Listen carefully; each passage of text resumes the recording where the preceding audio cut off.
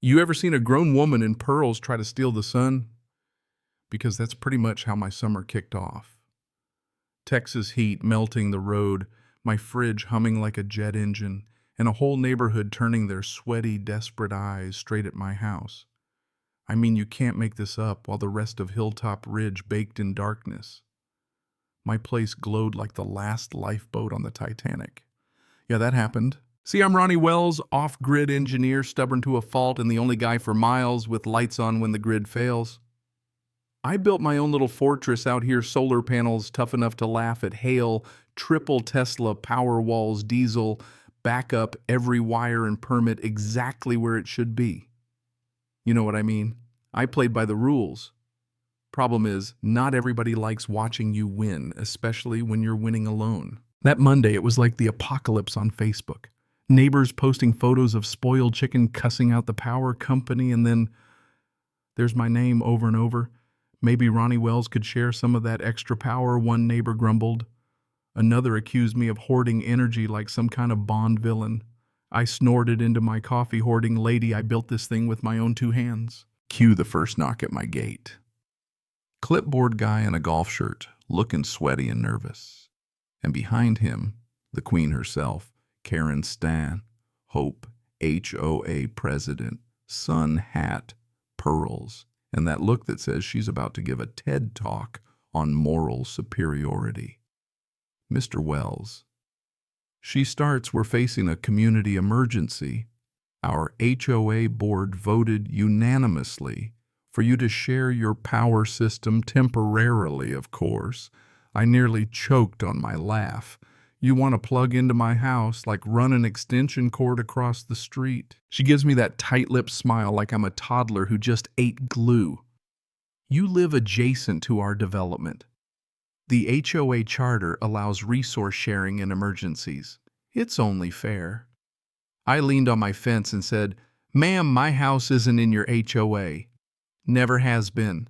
The property line ends over there and this system is private." Her eyes narrowed.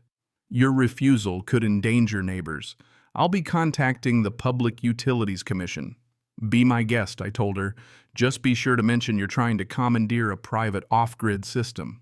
They left in a huff, snapping pictures, like the solar panels were about to sprout legs and walk away. That night, a white SUV creeps by, someone filming my house from the passenger seat. I just waved. Next morning, fancy envelope from the HOA gold emblem, and everything. Inside emergency directive, they're requiring me to share power for humanitarian relief, threatening fines like I'm under their thumb. I laughed so hard I almost spilled my coffee. The only thing medieval about this neighborhood is their logic. But I know the drill folks, like Karen, never stop at letters. I spent the afternoon triple-checking every lock, every port, every fail-safe. If anybody tried to tap in, my system would know before I did. Night came, the heat hanging thick as soup lightning flickering out over the hills, but never close enough to save us. All those houses across the way, dark, silent, probably cursing my name. Next morning, I get a call, Karen again, acting like she's Secretary of State. "We've decided you are within the operational boundary of the community. You're obligated to participate in emergency energy sharing." I told her straight, "Karen, check the county map. My land was here before Hilltop Ridge even existed. I'm not under your HOA, not by law or contract." She goes, "Honey sweet, surely you don't want to alienate your neighbors. We'll send an electrician to inspect your ports." "Don't," I said. "Show up here and I'll treat it as trespassing." She hangs up with a sigh that says she's not done. Lunchtime, white pickup parked at my gate. Two guys in neon vests, tools in hand. "We're here to check your outlets for safety compliance," they say. "Nice try. You're on private property. Leave now or I call the sheriff." They left, grumbling. As soon as they were gone, I set my system to full lockdown and added a camera. Something told me this wasn't over. That evening, reviewing porch cam footage, I catch one of those neon vest guys creeping by, kneeling at my panel, opening a latch. As soon as my light snapped on, he bolted like a scared rabbit. All on video, clear as day. Called the sheriff deputies, show up fast. Take statements, and of course they know Karen. You're not the first she's tried to manage. One of them chuckled. Then Karen herself shows up, acting like she's running a bake sale instead of walking into a crime scene. Officers, this is a public safety matter. The deputy wasn't having it. Ma'am, that's tampering. She tried to argue, but they shut her down hard one more step, and she's looking at charges. Days went quiet. I thought just maybe she'd given up. Then a city vehicle rolls up fire safety inspection complaint from a local HOA. The inspector was sharp-checked every wire-grounded system, vented batteries nodded in approval. Textbook NEC compliance, he said. Wish more folks did it this right. He even warned me. This isn't the first time in HOAs, cried Wolf. File something formal. So I did send every doc, every permit, every video to the county ombudsman. By Monday, the fire marshal called to apologize. You're running a safer system than most commercial generators in Austin. I appreciated it, but I knew Karen was only getting started. Sure enough, next came a call from a news reporter concerns about a dangerous private energy facility. I said my piece. Everything here is legal and insured. The real danger is people who can't mind their own business. The story blew up. Half the town thought I was a hero, the other half wanted my head. Even the power company posted off-grid systems aren't HOA business. But Karen, she doubled down. Now there were 2 law firm letters in my mailbox accusing me of hazardous storage, threatening legal hellfire. My lawyer took one look and said, "They're overreaching again. Let me handle it." Nights got weird.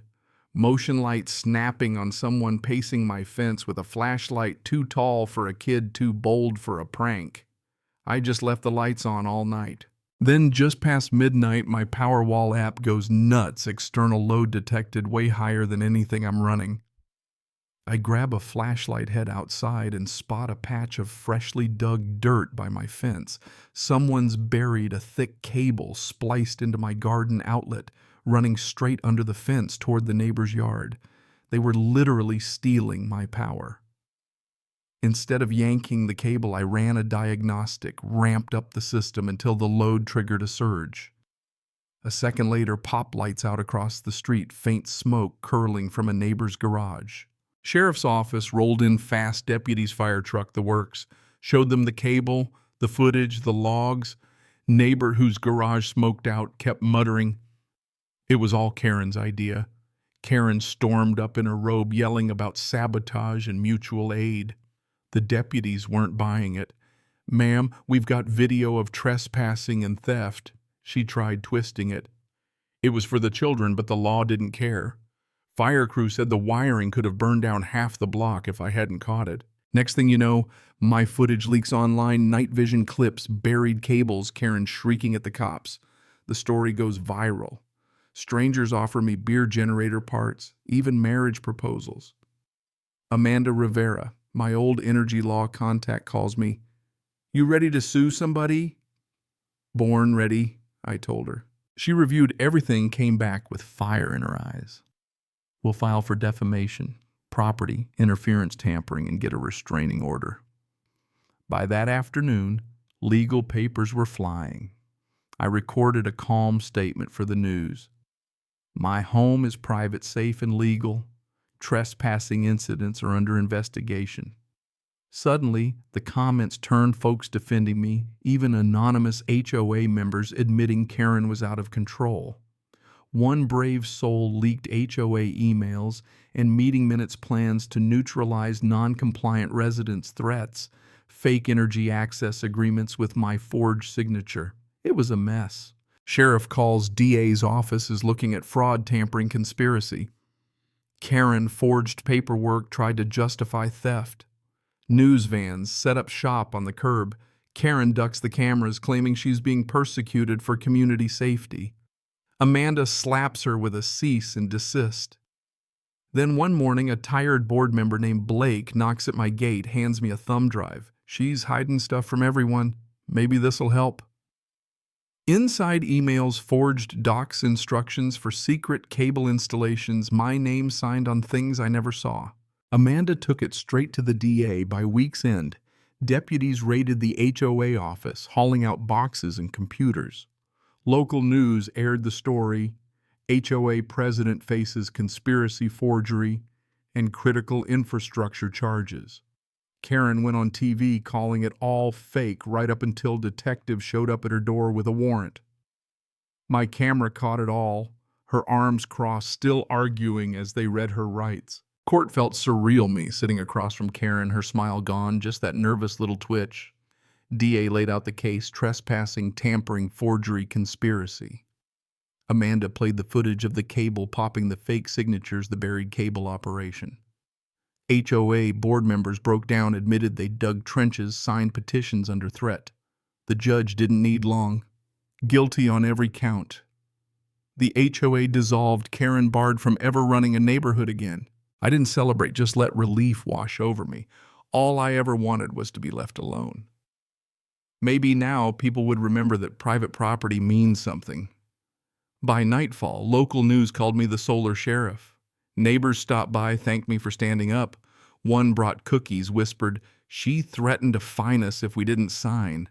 Hilltop Ridge started falling apart, no more manicured lawns. The HOA sign tilted the gatehouse, now a notice board covered in for sale signs. I upgraded everything: new inverters, battery arrays, even a sign at the driveway: private energy system, federal law protects this site. Trespassers prosecuted. It wasn't a threat, just closure. A clean energy startup asked me to be their pilot site, cut me a $100K check for consulting on my own land. Every morning I'd sip coffee, glance at Karen's empty house, the faded for sale sign flapping in the breeze. Rumor was she moved to Florida somehow. I doubt the Sunshine State wants her style. Sheriff stopped by, handed back my flash drive, grinned. Never seen anyone beat an HOA like that.